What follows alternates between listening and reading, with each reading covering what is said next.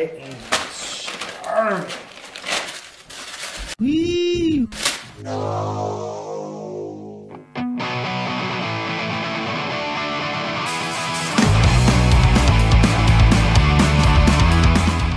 So right here we've got 3 pounds of beef shank and chuck roast. I'm going to chop that into more manageable pieces. And hit it with a little salt and pepper. Get it in your screaming hot saute pan with a little bit of oil. Brown it up really nice. Then rough chop 1 onion. Throw that in your Insta-Pot with your beef. And half of your 3 cups of hot beef broth. Take your seeded chilies. Throw it in the remaining 1.5 cups of hot beef broth. And 4 rough chopped tomatoes. And let that simmer for about 10 minutes.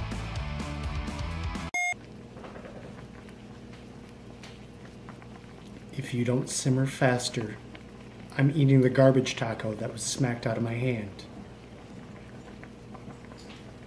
Now we take 1 more rough chopped Spanish onion and our simmered chilies and tomatoes. Throw that in our Ninja, along with our seasonings, which is in the description. Puree that until smooth.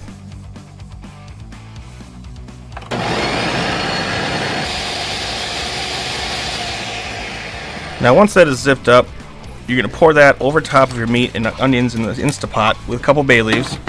Stir it up. 45 minutes on the meat and stew setting. Alright, now once that meat is good and tender, you're going to give that a quick chop.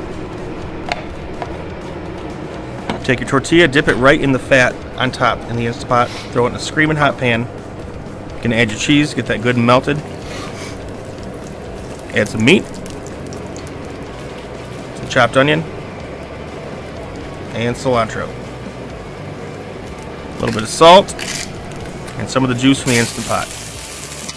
Fold your quesatacos, scoop out some juice, and you're ready to serve.